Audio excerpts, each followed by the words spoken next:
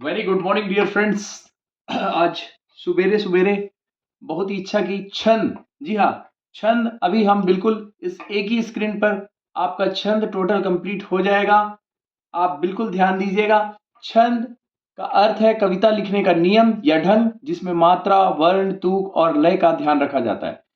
कविता को सही लय और नियम से लिखने की विधि को छंद कहते हैं। उदाहरण: दोहा कबीर के दोहे, चौपाई रामचरितमानस, सोरठा तुलसीदास जी की रचनाएं। Now let's study with table. Hindi साहित्य के प्रमुख छंद को हम इस टेबल के माध्यम से अध्ययन करेंगे। ध्यान रखिएगा, क्रम, छंद का नाम और प्रकार, पहचान और उदाहरण इस वे में मैं बताऊंगा। दोहा छंद मुख्यतः तीन प्रकार के होते हैं: एक वर्णिक छंद, मात्रिक छंद और मुक्त छंद।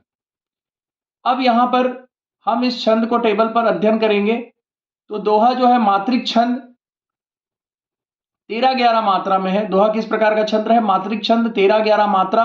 कबीर के दोहे, उदाहरण: सोरठा मात्रिक छंद, 11-13 मात्रा। तुलसीदास जी। चौपाई मात्रिक छंद, प्रत्येक चरण 16 मात्रा। रामचरितमानस में आप मिलेगा। और रोला मात्रिक छंद है, 24 मात्रा, वीर रस की कविता। कुंडलियां मिश्रित छंद है, दोहा प्लस रोला का, नीति कविता में मिलेगा। हरि गीतिका मात्रिक छंद है, 28 मात्रा मिलेगी भक्ति की कविता में। बिल्कुल 2 मिनट हुआ, पूरा कंप्लीट हो गया छंद आपका। अब छंद के बाद हम सीधे चलेंगे कहां? एमसीक्यू में। कविता लिखने के नियम को क्या कहा जाता है? तो छंद कहा जाता है। बिल्कुल ध्यान देंगे। और उसके बाद छंद में मुख्य रूप से किसका ध्यान रखा जाता है? तो बिल्कुल मात्रा और लय का। अभी यहां पर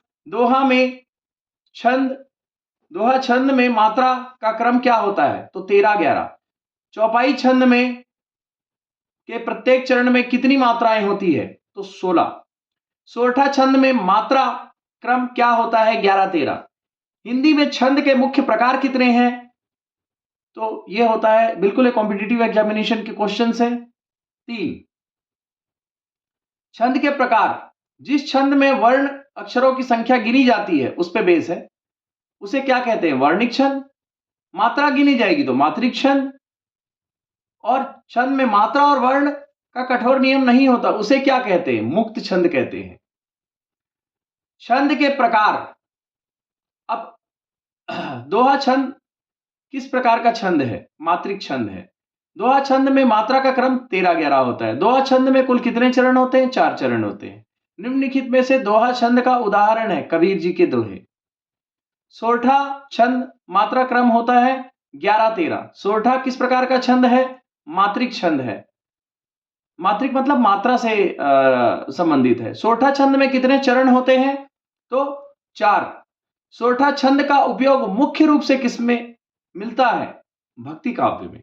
चौपाई छंद के प्रत्येक चरण में कितनी मात्रा होती है? तो 16। चौपाई छंद किस ग्रंथ में प्रसिद्ध है? रामचरितमानस।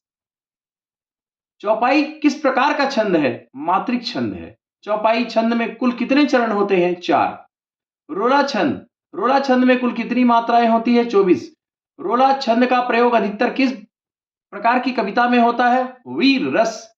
रोला छंद किस प्रकार का छंद है? मात्रिक छंद। रोला छंद में लय का महत्व क्यों होता है? पढ़ने में सुंदरता आती। कुंडलिया छंद किसका मिश्रण है? तो दोहा प्लस रोला का मिश्रण कुंडलिया छंद है। कुंडलिया छंद किस प्रकार का छंद है?